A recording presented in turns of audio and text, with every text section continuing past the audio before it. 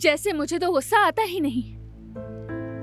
आगे बढ़ने की बात है तो हम दोनों ही बड़े थे, दोनों ने ही सख्त बातें की, लेकिन उसे तूल देने की क्या जरूरत है?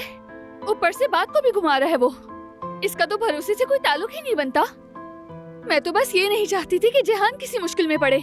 उसने तो मुझ पर भरोसा किया था, मैं उसे आधे रास्ते में कैसे छोड़ देती गुल। और इसी बात पर बारान साहब ने मुझे खूब बातें सुनाई। मेरी बात तक नहीं सुनी उसने, ना कुछ कहने दिया मुझे। ऊपर से मुझसे कहता है कि मैं उसे बिगाड़ रही हूँ। दिलान भाभी जरा सांस ले, चलिए खुद को संभाले, इधर बैठिए, आइए बैठे ना भाभी जल्दी से।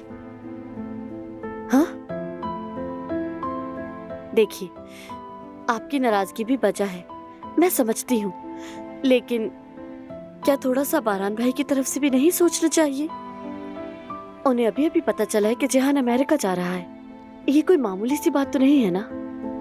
आप जानती है ना वो जेहान से कितना अटैच है, और उन दोनों का रिश्ता आम भाइयों जैसा तो बिल्कुल भी नहीं है भाभी। बारान भाई ने एक अरसे तक बाप का किरदार निभाया है। उन्होंने आपसे सख्त लहजे में बात की होगी, मगर इस मामले के पीछे सूरत हाल नाजुक होगी, है ना? ठीक है, मैं ये मानती हूँ, लेकिन हसास होना किसी एक का हक नहीं है। जो ऐसी बातें सुनती हूँ तो दुख भी होता है, दिल भी टूटता है गुल।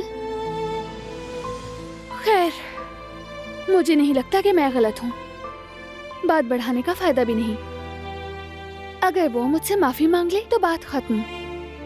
भाभी शायद आपको बारान भाई को मौका देना चाहिए। अब तक थोड़ा सोच समझ कर ठंडे हो गए होंगे बारान भाई। अगर आप एक कप कॉफी बनाकर ले जाएं, तो कम से कम एक दूसरे से बात करने का मौका मिल जाएगा। ये तो तुमने ठीक कहा। मैं उसे माफी मांगने का एक मौका जरूर दूंगी। उम्मीद है वो इसे जाया ना करे। तो फिर चलें, मैं आपकी मदद करती हूँ। आज